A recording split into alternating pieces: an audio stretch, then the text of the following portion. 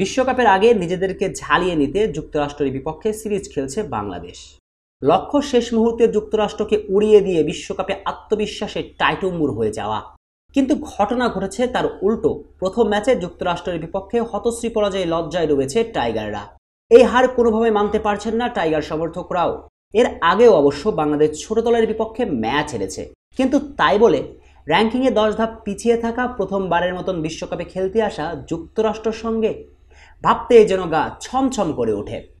তাই তো নিজেদের দ্বিতীয় ম্যাচে যুক্তরাষ্ট্রের বিপক্ষে চাপে থেকে মাঠে নামতে যাচ্ছে নাজমুল শান্তর দল। এই ম্যাচে কোনোভাবেই পা হরকালে কেল্লা ফতে।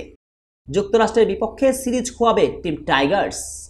সঙ্গত কারণেই এই ম্যাচে জয় ছাড়া অন্য কিছু ভাবছে না টাইগার ম্যানেজমেন্ট। তাই অনুমোদিতভাবেই আসতে পারে টাইগার একাদশের পরিবর্তন। জিম্বাবুয়ে সিরিজে ব্যাট হাতে দুর্দান্ত 50 হাঁকানো তানজিদ তামিম একাদশে আসতে পারেন লিটন দাসের পরিবর্তে। তাতে যদি টাইগারদের মান বাঁচানো যায় আর কি। সঙ্গে সাকিব আল হাসান, নাজমুল হাসান শান্ত ও সৌম্য সরকারকে ব্যাট হাতে ফিরতে হবে রানে। এই তিনজনের রানে ফেরাটা খুবই জরুরি। বিশেষ করে সাকিব নিজের খেলার সবশেষ 3 টি-20তে ব্যাট হাতে নিজের জাত চিনাতে পারেননি। তাই যুক্তরাষ্ট্রের বিপক্ষে দ্বিতীয় টি-20তে নিজের নামের প্রতি সুবিচার করতে চাইবেন আল হাসান। অবশ্য এর আগেও যতবার টাইগারদের দেওয়ালে পিঠ ঠেকেছে ততবার দলকে কক্ষপথে ফিরিয়েছেন সাকিব। তবে মান বাঁচানোর দ্বিতীয় টি-20তে বোলারদেরও নিতে হবে গুরু দায়িত্ব। প্রথম টি-20তে হারের দায় টপ অর্ডার ব্যাটারদের ব্যাটিং ব্যর্থতার পাশাপাশি কোনোভাবেই এড়িয়ে যেতে পারবেন না শরীফুল মুস্তাফিজরাও।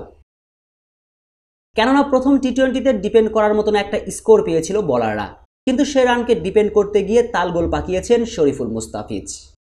বিশেষ করে ডেথ ওভারে মুস্তাফিজুর রহমান আসার পালে হাওয়া তো দিতে পারেননি। উল্টো 4 ওভার বল করে খরচ করেছিলেন 41 রান। মুস্তাফিজের এই নিষ্প্রভতাই ম্যাচ থেকে ছিটকে দিয়েছে বাংলাদেশকে। আর দ্বিতীয় টি-20তে সেই ভুলগুলো অব্যাহত রাখলে ব্যাটে বলে জ্বলে উঠতে না পারলে লজ্জার এক ইতিহাস গড়বে বাংলাদেশ। এমনটা না হোক অবশ্যই সেই প্রার্থনা থাকবে 17 কোটি ক্রিকেট প্রেমীর। শেখ আসাফুদ্দৌলা অনিক, টিভি স্পোর্টস।